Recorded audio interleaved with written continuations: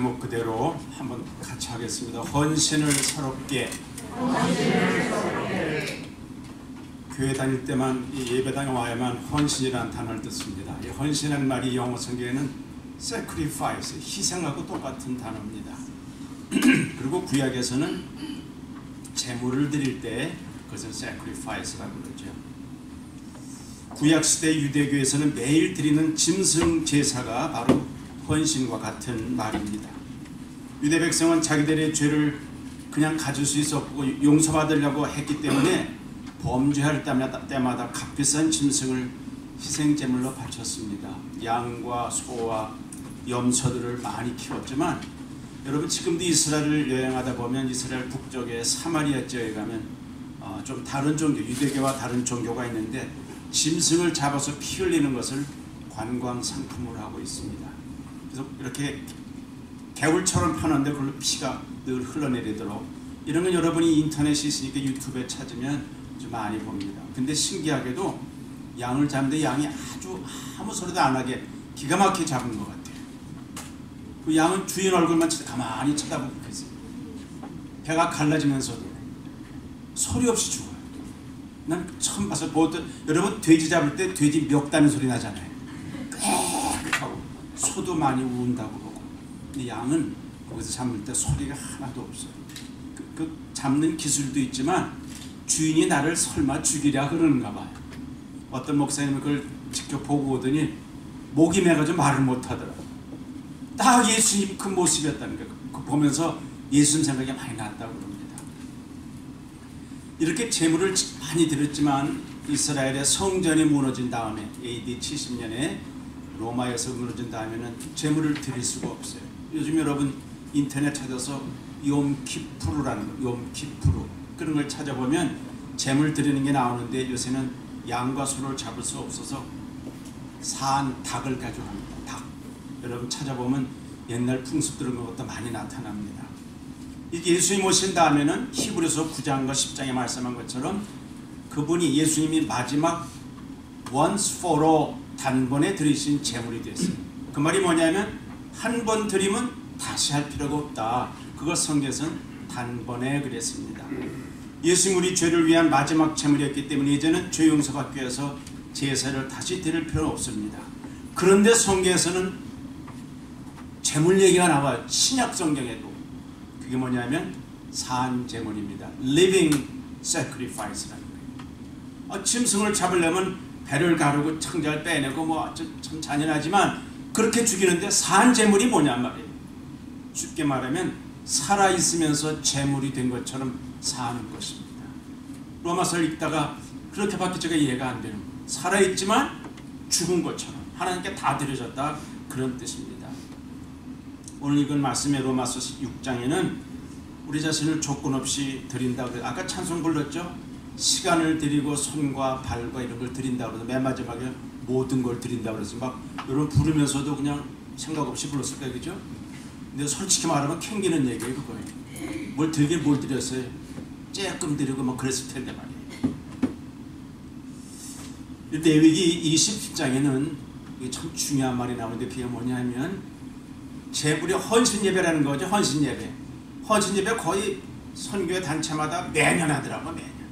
근데 진짜 헌신 예배는, 헌신은 레위기 27장에 한 번 짐승을 드리면 어떻게 드리냐 하면 번제단에 드릴 때 짐승을 잡고 피를 쏟고 한 다음에 불에 태워서 제가 되는 거예요.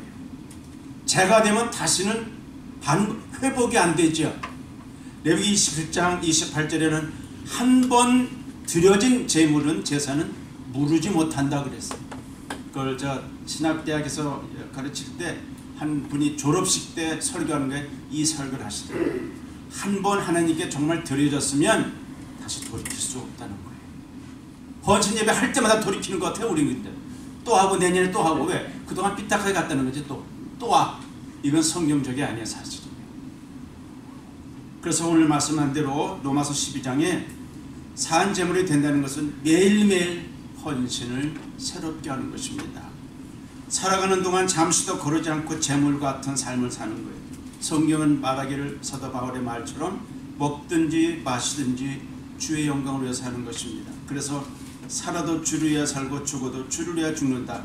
여러분, 이것은 어떤 면에서 한 번 죽어버리는 순교보다도 더 어려울 수 있습니다. 저에게는 이 선교사들의 이메일이 많이 옵니다. 아프리카 나이지리아 쪽에 자매 한 사람이 간 지가 벌써 30년이 됐어요. 싱글 자매입니다. 선생으로 있으면서 애들한테 별걸 다 가르쳐. 근데 종종 무슨 연락이 하냐면 급하게 기도해 주세요. 나이지리아 쪽에서 내란이 나가지고 선교사를 막 공격하는 바람에 옆에 나라로 피신해요. 갔다가 며칠 동안 있다가 조금 잠잠해지면 들어오고 그런 일들이 반복하는 걸 봤습니다. 한 번 죽는 게 순교라면은 산재물로 사는 것은 매일매일 순교하는 마음으로 사는 것입니다. 그래서 어떤 사람은 누가 알아주지도 않고 격려하지도 않는데 타국에 선교제 가서 몇십 년 동안 고생하고 거기서 죽는 경우도 있습니다. 여러분과 제가 다 해외 선교사가 될 수가 없습니다. 전 청년 때 선교사가 되겠다고 헌신하고 준비를 했다가 상황이 묘하게 돌아가고 결국은 선교를 공부하고 선교사를 훈련한 일을 평생을 해왔는데 지금도 내 마음속에는 그 목회하다가 이제 은퇴가 되니까 제일 좋은 게 내가 선교지를 마음대로 갈 수 있다. 내가 제자들이 많이 있으니까 연락만 해서 내가 가겠다고 그러고 제발 오십시오. 뭐 자비랑으로 가니까 뭐 선교사에게 하나도 뭐 손해볼 건 없습니다. 너무 좋은 거죠.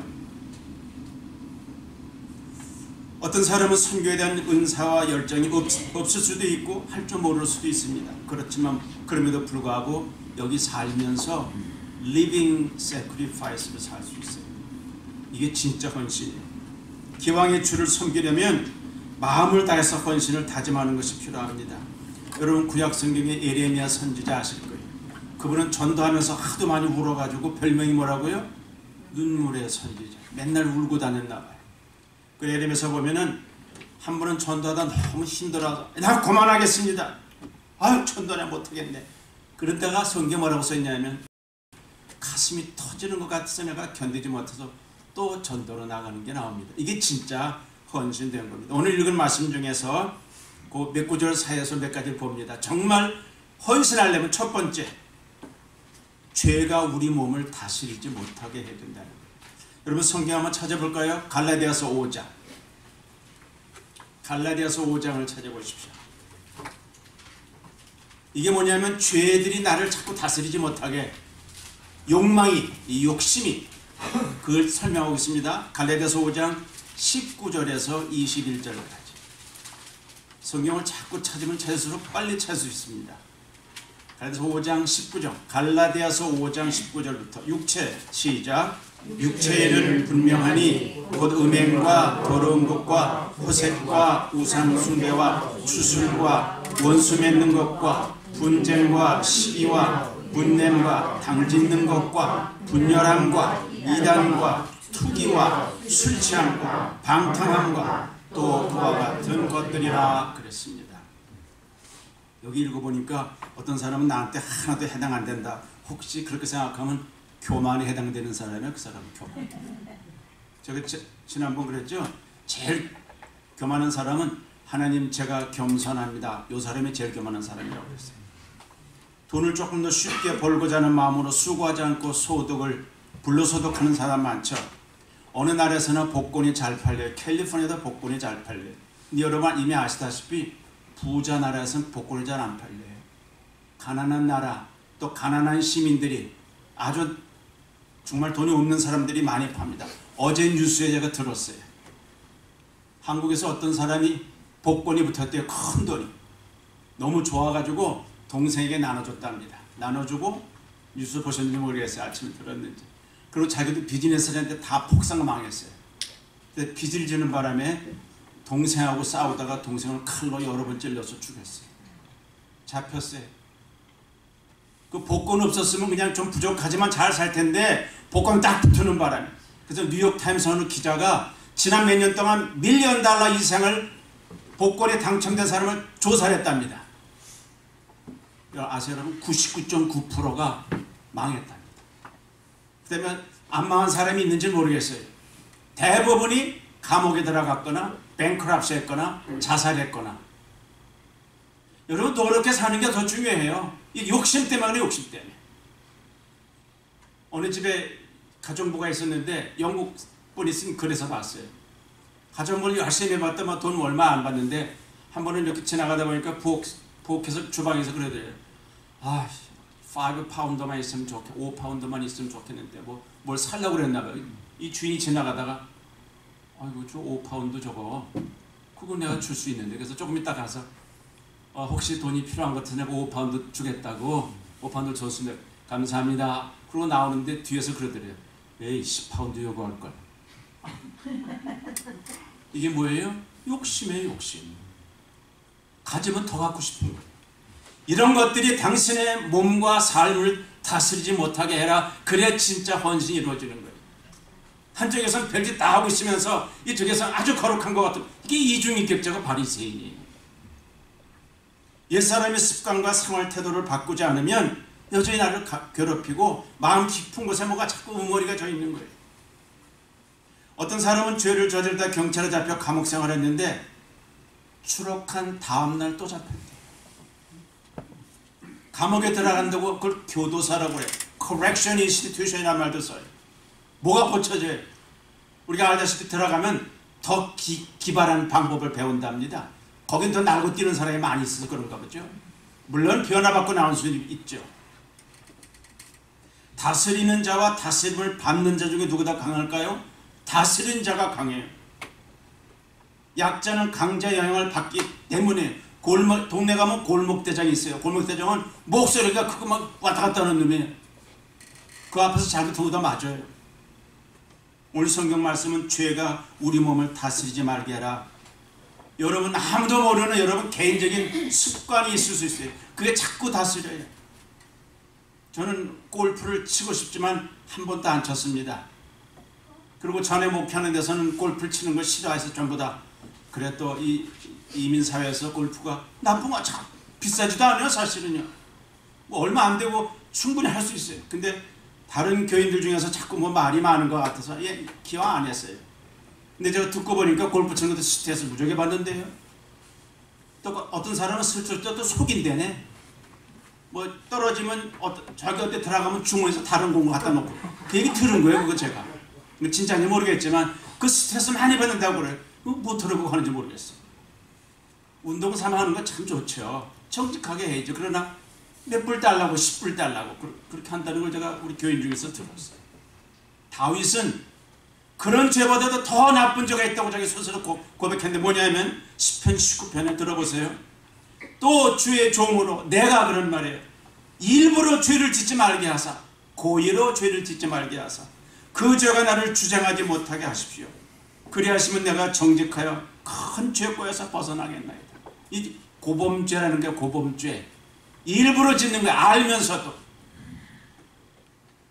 실수할 수 있죠. 우리가 실수 뭐 하다가 잘못하면 아이고 잘못했네. 하나님 죄송합니다. 할 수 있죠. 얼마든지. 그러나 뻔히 알면서 요거 잘못된 거 알면서 나중에 내가 회개해야지. 이런 마음으로. 어떻게 그렇게 잘 알아요? 저도 해봤거든요. 옛날에. 이제 그 짓 안 합니다. 그 짓하고는 견딜 수가 없어서 그래요. 히브리서 기자는 우리가 믿음의 경주를 달려가는데 방해거리가 있으면 벗어놓으라 그랬어요. 여러분 마라톤 이번에 보니까 2시간 벽을 깼더라고요. 케냐 사람이. 1시간 59분 몇십 초래. 기록이래 이제는요. 마의 2시간이라고 그랬더라고요. 여러분 마라톤 할 때 아무리 옷도 이상하게 입었잖아요. 한복 입고 뛰는 사람 봤어요? 아름답다고 해서 그거 입고 마라톤 하는 사람 봤냐 이 말이에요. 안 돼요. 그거는 거치장스러운 거예요. 히브리서 기자가 히브리서 12장 1절에 거치장스럽고 얼거매는 건 벗어던지고 믿음의 경주를 하라 그랬어요. 여러분 올림픽에 가면 자전거 경기가 있습니다. 보통 사람 자전거 타고 가면 가다 소쿠리 바스켓도 달려있고 뭐 꽃도 달려있고 그랬어요. 근데 경기할 때는 그런 거 하나도 없습니다. 아주 심플하게 만든 자전거예요. 그리고 제가 여기서 유학기 전에 자전거를 탔는데 저는 100불인가짜리 좀 싼 거 샀는데 동료 목사 한 사람이 1,500불짜리 샀어요. 근데 그 손가락 하나로 들리더라고. 얼마나 가벼운지. 그리고 한 번 타고 안 타더라고 또 그 사람. 1500짜리 뭐예요? 저는 100불짜리 가지고 많이 타긴 했지만 신앙의 경주로 가는데 걸림돌이 되는 거, 마음에 캥기는 거, 그러면 그게 뭘까요? 우리 몸을 자꾸 주장한다 이 말입니다.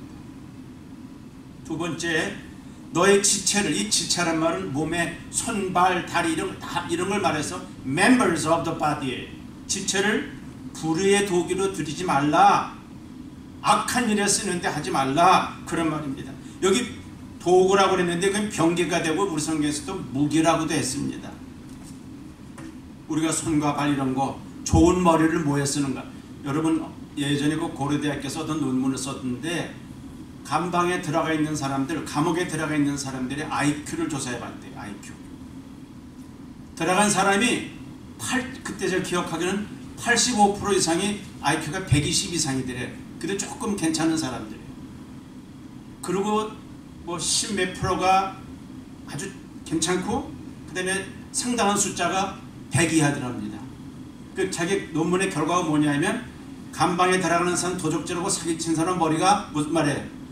좋다는 거예요. 좋다는 거. 머리가 너무 나빠가지고 길에 가다가 남의 주머니에 쑥 집어넣고 뺏어갈 때 잡히면 아팠네.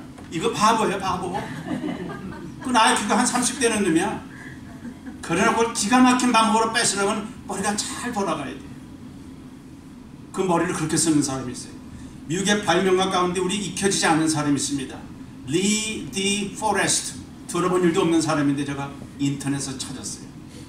그는 특허품이 180개나 있고 유성영화를 시작한 사람이에요. 소리는 사운드가 나오는 영화. 옛날에 무성영화 했잖아요. 찰리 채플린 나올 때 그림만 보였잖아요. 이렇게. 그리고 오스카상을 받은 사람입니다. 이 포레스트는. 특히 삼국 진공관을 발명해서 자칭 라디오의 아버지, 인터넷에서 라디오의 아버지를 찾아보면 설명이 많이 나와 있어요. 무선통신이 가능하게 한 사람으로 천재적인 두뇌를 가진 사람인데 그 좋은 머리를 다른 사람의 발명품을 자기 것으로 도용하는 바람에 거의 20년 동안 재판에 투쟁을 하고 있었습니다. 그는 탁월한 사람이 분명하지만 결혼을 4번 하고 두뇌를 부정적하게 쓰는 바람에 발명가로서 존경도 받지 못하고 우리도 몰라요. 우리 에디슨밖에 몰라요. 그 좋은 머리 어디 쓴 거예요? 그 지체를 악한 데 썼다 이 말이에요. 얼마 전에 저한테 팩스가 왔는데요. 지금 팩스 안 씁니다. 인터넷. 근데 팩스가 왔어요. 중국의 한 개발은행에서 온 거였습니다. 제 이름이 적혀 있더라고요. 다니엘 박. 저 영어 이름이 다니엘 박입니다. 개인적인 편지로 보였습니다. 근데 쓴 사람이 윌리엄이라는 사람인데 자기 은행에 미화 850만 불을 맡겨서 여러 곳에 분산 투자했답니다. 얼마 후에 그거 홍콩에 갚을 일이 있어서 돈의 인출을 요구했다고 합니다. 그런데 홍콩은행에서 소식이 왔는데 이상하게도 그가 돈을 빼가지 않았다고 합니다. 사실 확인해보니 그 돈의 주인인 윌리엄이 유언장도 남기지 않고 교통사고로 죽는 바람에 지금 그의 재산을 나눌 친척을 찾고 있다는 것입니다. 찾다 보니까 그 죽은 사람 이름이 윌리엄 박이었대. 제가 박씨니까 나한테 연락이 온 거예요. 너무너무 신나는 일이죠. 850만 불이랍니다. 진짜 호맥 나오네. 바보 같은 놈이. 박씨가 한국에 수백만이 있는데 그 좋은 머리를 그렇게 써요. 얼마 전에는 또 이메일이 왔어요. 근데 전 열기 전인데 한국에는 여동생이 전화가 왔어요. 오빠 무슨 일 있어요? 뭐해? 런던에 오빠가 런던에 갔나 본데 런던에서 여권 다 잊어버려서 지금 급하니까 1,500불 보내라고 왔다는데 오빠 보내야 돼요? 한국에서 전화가 왔어요. 나 여기 LA에 있는데 이상하다. 그리고 조금 있으니까 여기 다운타운에 있는 어떤 의사가 나한테 전화가 왔어요. 저한테 성경을 배우던 전화가 목사님 무슨 일이 있습니까? 1,500불 어디로 보내요? 보내기는 어디로 보내? 나 여기 있다고. 가짜였어요. 여러 번 받았어요. 근데 여러분 아세요? 그렇게 한 1,000통쯤 보내면 한 통 정도는 걸린대요. 그 모든 지혜와 지식들을 어디다 쓰냐 이 말이에요. 너의 몸의 지체를 불의에 쓰지 말라고 그런 거예요. 분에만 아니고 손도 그렇잖아요. 손이 선한 일을 써야지 남을 주목하고 빼지 꼬집고 욕하는 데 쓰면 되겠어요? 발도 마찬가지예요. 발도 어디로 다니냐면 이 비싼 구두 신고 어디로 돌아다니냐 말이죠. 여러분이 구두 신고도 정말 전도하는 일에 다녀보셨어요? 많이? 여러분 저기 여기 한두 번 온 게 여러 번 왔기 때문에 이렇게 좀 세게도 말합니다. 제가 전에 한번 몇 년 전인가 수개월 전에 왔을 때 한 것 같은데 제 아이들이 한국에서 어릴 때 나이키 운동화가 유명했어요. 되게 제일 비쌌어요 그때. 근데 저한테 우리 아들이 그랬어요. 아빠 나이키 사주세요. 무슨 키? 그랬더니 아빠는 그것도 말라. 제가 몰라서 그렇게 해서 일부러 그런 거지. 나이키가 뭐냐? 어떻게 생겼냐? 어디 가서 뭐 가져오더라. 이렇게 뭘 그림인가 뭘 가져왔어요. 이렇게 생긴 거라니까요. 그래서 너 운동화 가져와. 그래서 매직으로 이렇게 해줬어요. 근데 그 기억이 나요 지금도. 이건 아닌 것 같은데 아빠. 아니 이게 뭐가 아니야. 근데 마음은 좀 안 됐어요, 그죠? 근데 제가 신학대학원 전도사였었어요. 그 비싼 운동화 신고 뭐 하고 다니냐 이 말이에요. 엉뚱한 짓 하고 다닌단 말이에요. 힘 있는 동안에 건강한 동안에 주를 위해서 어떻게 썼는가를 물어보는 거예요 지금 여기. 내 지체가 어떻게 쓰이고 있는가. 입은 어떻게 쓰이는가 비난하고 비판하고 뒤에서 수군거리고 그런 거에 많이 쓰는 거예요 말이에요. 그렇지 않으면 격려하고 사랑하고 찬양하고 기도하는 데 쓰이는 거예요. 귀는 악한 일에 쏠리지 않는가. 유럽의 유대인의 랍비의 글 중에 이런 게 있습니다. 죄가 처음에는 거미줄 같답니다. 툭 치면 끊어져요. 조금 지나고 점점 지나고 굵어지고 나중에는 밧줄처럼 된다 그랬어요. 거미줄 했을 때 빨리 끊어버리라 그런 뜻입니다. 아주 사소하게 보일 때 뭐 1불짜리 2불짜리 여기까지 거 그렇게 하지 말자 이 말이죠. 세 번째 여기 성경에 뭐라 했냐면 자신을 하나님께 드리라 그랬습니다. 이게 헌신을 말합니다. 누구나 처음으로 예수 믿을 때는 하나님께 드린다고 그러고 주로 믿습니다. 주님 내 마음에 오십시오. 그런 거 받아들였어요. 그 전까지는 자기 마음대로 자기 주인 행세를 하다가 예수님이 나의 주님이십니다. 주인입니다. Lord, Master, Owner 그런 뜻으로 받아들였어요.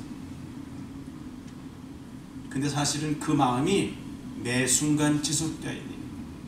저는 결혼식 주례를 많이 했었습니다. 목사니까 그런 경우가 많아서 젊은 부부들을 많이 주례했어요. 그럴 때 약속들 합니다. 결혼 서약이라는 거 합니다. 그러면 네 하거나 뭐 아멘 하는 큰소리 꽝 칩니다. 그거 안 하면 내가 진행 안 하거든 주례를. 그때가 제일 좋은 때예요. 결혼식에 서로 돌보고 사랑하겠다고 서약도 합니다. 그런데 어떤 사람은 그 순서만 지나간 다음에 실제 생활에는 전혀 그렇게 안 한단 말이에요. 그래서 그것을 조금 더 확인해 주기 위해서 애니버서리라는 게 있다는 말이에요. 그렇죠? 25년째는 무슨 식이라고 그러죠? 은혼식. 그죠? 50년째는 금혼식. 60년째는 다이아몬드식이에요. 다이아몬드식. 근데 여기까지는 우리가 아는데 10주년은 그까지 그 10주년 알루미늄이래요. 찾아본 거예요. 20주년은 도자기 기념식이래요. 도자기. 30년은 보석 기념식이래요. 왜 그런 걸 할까요? 자꾸 결혼 생활에 격려를 받기 위해서 잊어버리지 말라고 그렇게 하는 것 같습니다. 주님께 대한 헌신도 좀 확인해 봐야 돼요. 옛날에 내가 헌신했다고 지금 어떻게 사는 거냐 이 말. 산 재물이 두 개 있는가. 여러분 혹시 하나님께 시간을 실제로 드립니까? 쓰다가 남으면 드립니까? 바빠서 기도 못합니까? 바빠서 성경 못 읽으십니까? 찌꺼기 드리는 거죠. 그러면 돈이 남으면 헌금합니까? 돈이 남을 때가 세상에 어디 있어요? 전도하고 봉사하는 거 난 바빠서 못해요. 하나님 익숙해져 받아주실 것 같습니까? 정말 주님을 사랑하면 삶이 좀 바뀔 수 있습니다. 어린 시절에 장난치다가 두 눈이 실명된 소년이 있습니다. 이거 똑지 않은 분이 있을 거예요. 누군가 눈을 기증해 준다면 시력을 회복할 수 있다. 요새 의사들이 이렇게 되나 봐요. 실명인데 남의 눈 갖다 이식을 하면 볼 수 있답니다. 그런데 어느 날 누가 그에게 한쪽 눈을 기증해 주겠다는 것이 알려졌습니다. 그 엄마가 누가 기증한다더라. 소녀는 기쁜 마음으로 수술을 받고 한눈을 뜨게 되었습니다. 그런데 너무 안타까운 것은 눈 뜨고 보니까 어머니가 한눈이 없더래요. 그 엄마가 자식을 위해서 한쪽 눈을 빼어준 겁니다. 근데 왜 두 눈을 다 안 줬을까요? 기왕 주려면 다 주지. 엄마가 이렇게 대답했대요. 내가 두 눈 다 주면 나 때문에 네가 얼마나 고생하겠냐. 고생시키지 않는다고 하나만 줬다 그랬대요. 이게 진짜 헌신이에요. 이게 진짜 사랑이에요. 내가 주님께 눈을 들인 일이 없어요. 그러나 주를 위해서 쓸 수는 있잖아요. 이런 것보다 더 아름다운 것은 하나님에서 자신의 전체를 드리는 것입니다. 찰스 스퍼전 목사는 우리의 삶이 쟁기와 재단사에 놓여있는 황소와 같아야 한다. 충성스럽게 일하거나 재단에 바쳐질 준비를 하라, 그런 말이었습니다. 우리가 늘 들어왔던 아브라함은 유일한 아들 이삭을 바쳤습니다.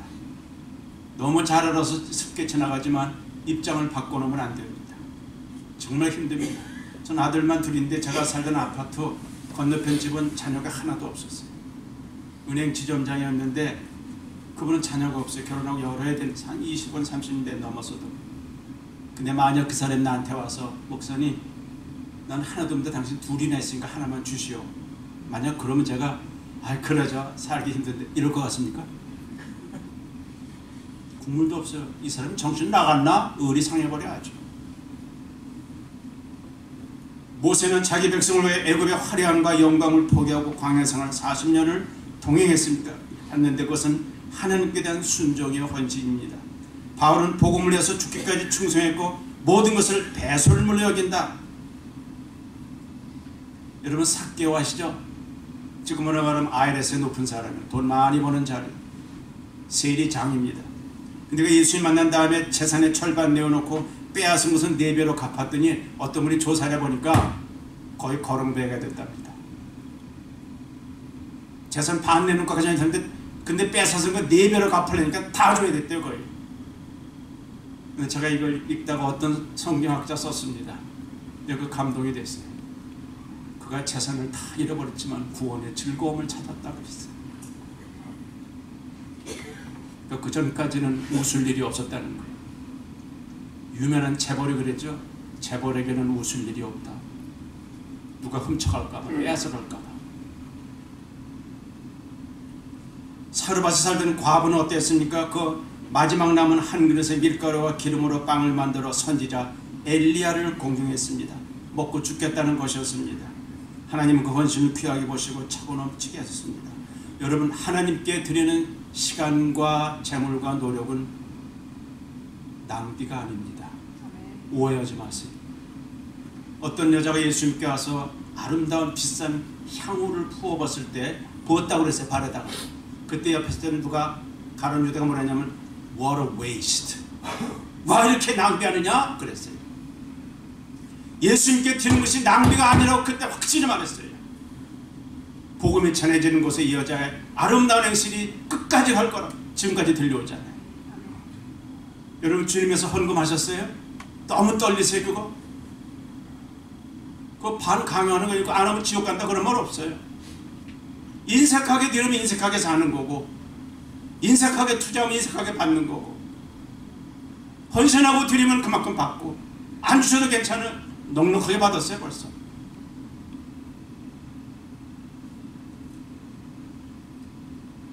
어떤 작은 아이가 조그만 자기 점심 한 그릇 작은 빵 5개와 생선 2마리를 드렸는데 만여 명이 먹었어요. 장정만 5,000명, 여자들 5,000명, 애들까지 만여 명이 시큰 먹었다고 그랬어요. 자기도 먹었을 거야? 자기도 먹었어요. 그렇게 들었는데 나중에 참 좋은 곳으로 돌아왔습니다. 4번째, 너의 지체를 의의 도구로 써라 그랬습니다. 어느 어머니는 중병에 걸린 아들을 위해서 헌신적으로 돌보고 기도하고 아들을 살려냈습니다. 그런데 수년 후에 아이들이 건강을 회복한 다음에 범죄하는 바람에 감방에 들어가 있어요. 몸은 회복됐는데 영혼이 회복이 안 됐어요. 우리 속에 죄가 어떻게 생길까요? 저는 농사를 짓지 않았기 때문에 잘 모르는데 사과 속에 먹으니까 요즘엔 잘 안 나오지만 사과 벌레가 있어요. 이렇게 딱 자랐더니 꼼짝꼼짝하는 게 있습니다. 야, 이거 구멍도 없는데 어디로 들어갔지? 어느 구석으로 들어갔나? 들어간 다음에 구멍이 메꿔졌나 그랬더니 아니래. 제가 알아봤어요. 꽃이, 그 사과에 꽃이 필 때 이미 거기 들어갔답니다. 거기다가 벌레가 알을 낳아버린대요. 그럼 그 속에서 알이 사과를 먹으면서 자라기 때문에 겉하고는 관계가 없답니다. 그 속에 잘 자라고 있대. 사과 얼마나 맛있어요. 그거 다 먹고 자라요. 나중에 큰 다음에 뚫고 나오는 거랍니다. 이게 뭘까요? 속사람이 바뀌어야 된다는 거죠. 겉에만 아무리 사과를 닦아가지고 반짝반짝해서 얼굴이 보여도 그 안에 벌레가 우글거릴 수 있어요. 예수님밖에는 방법이 없습니다. 모든 도구와 연장은 사용하는 사람에 따라 다르지 않습니까? 맞죠? 좋은 볼펜들, 문학가가 쓰고 시인이 쓰면 글을 쓰지만 강도가 쓰면 날강도 같은 거짓 뉴스를 만들어내요. 총이 경찰이 가지고 있으면 범죄를 막지만 갱단이 가지고 있으면 사람을 죽이죠. 우리 지체도 마찬가지예요. 똑같이 가지고 있는데 줄을 왜 쓰면 그게 아름다운 열매 맺고 욕심 따라가면 자기 이기주의 따라가면 그렇게 되는 거예요. 화 있을진저 외식하는 서기관과 바리새인들이여 너희는 천국문을 사람들 앞에 닫아놓고 너희도 들어가지 않고 들어가는 사람도 못 들어가게 하는구나. 이게 위선적인 종교인이 아닙니까? 마지막에 우리는 율법이 아니라 은혜 아래 있다 그랬습니다. 율법은 여러분 여기서 제가 몇 번 얘기했어요. 구약 성경에 하지 말라는 게 몇 가지 있다고요? 365가지가 있습니다. 하라고 하는 명령은 248가지가 있습니다. 그러니까 합해보니까 명령이 648가지. 얼마나 많은데 그걸 어떻게 지킵니까? 그걸 지키느라 유대인들은 절절절절매요. 항상 긴장하는 거예요. 근데 어느 날 예수님께서 그 율법을 다 완성하시고 다 이루시고 이제 내가 다 이루었다. It is finished. 십자가에서 그렇게 외쳤어요. 우리 이제 은혜로 구원받는 겁니다. 내가 다시 할 필요가 없다는 거죠.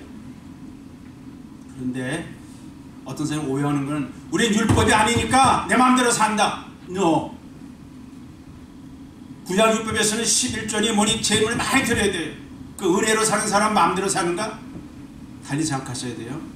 하나님의 은혜는 율법보다 밑일까요? 같을까요? 높을까요? 눈치가 있으면 대답하시면 되잖아요. 높아요. 훨씬. 예를 들자면 억지로 안 하면 징벌 받을까봐, 예배당 안 나가면 그냥 운전하는 길에 벼락 떨어질까봐 그런 소리 가끔 들었거든요. 또 헌금 안 하면 막 사업이 망가질까봐 이게 또 어떻게 하니 떨고 내 이렇게 그죠? 근데 그 사람이 예수님의 그 은혜를 받으면 누가 그러지 않아도 여유 있게 됩니다. 저에게 11조를 가르친 사람 미국 교수였어요. 그분은 11%부터 시작했대. 소득의 11%. 클래스에서 말한 거예요. 제가 훌러다닐 때. 그때 저한테 우리 강의할 때는 25%를 댔대요. 앞으로 더 낼 거라고. 제가 그때 알았어요. 10% 가지고 만족하는 게 아니라 하나님이 넉넉히 주시니까 훨씬 많이 낼 수 있었어요. 오해하지 마십시오. 돈 많이 받아가지고 제가 뭐 쓰는 것도 아니고요. 이 교회가 부자 되는 것도 아니야. 장애가 있는 외아들을 위해서 일생을 헌신하고 수건 어머니가 아이가 20살이 됐는데 엄마를 못 알아보더래요. 그때 엄마가 한번 그랬답니다. 얘야, 내가 너를 위해서 나의 모든 걸 희생했는데 아직도 날 못 알아보냐? 가슴이 터질 것 같다. 하나님이 세상을 이처럼 사랑하사 독생자를 주는데 아직도 불신하고 아직도 못 알아. 아직도 복음에 대해서 확실히 모르고 누구 마음이 터지냐면요, 하나님 마음이 터지실 거예요. 헌신에 조심할 게 몇 개 있습니다. 쓸모없는 거 드리면 버리는 거예요. 쓰다가 남은 거 드리면 재고 정리해요. 그거 내게도 소중한 걸 드려야 진짜 헌신이지. 나한테 있으나 마나한 거 드리는 거 있죠. 이거 드려봤자 아무 희생도 없는 거, 그건 희생이 아니에요. 그건 세크리파이스가 전혀 아니에요. 그건 산재물이 아니란 말이에요. 예수님을 자신의 십자가에 드림으로 우리 구원의 열매를 맺었습니다. 이제 우리는 그 은혜에 보답하고 살아야 되죠. 어느 날 하나님 앞에 서는 날 여러분 뭘 가지고 들이댈 겁니까? 저 이렇게 하고 왔습니다. 존 파이퍼라는 분의 설교를 듣다가 제가 굉장히 먹먹했어요. 요 얼마 전에 잠비아에서 두 간호사 선교사, 한 사람은 간호사고 한 사람은 여의사인데 80대 된 사람이, 두 사람이 선교돼서 죽었습니다. 평생을 간호사로, 의사로, 여의사로 두 사람이 사망을 했습니다. 이거 비극입니까? 전 비극이라고 생각합니다. 근데 그때 리더스 다이제스트 이런 말이 나왔어요. 한 기업인이 59세에 은퇴하고 크루즈를 많이 타고 다니고 플로리다 많이 다니고 마지막 바닷가에서 조개 껍질을 줍다가 죽었대요. 그날 하나님 앞에 가서 너 뭐 하다 왔냐 그랬더니 조개 껍질 줍다 왔어요.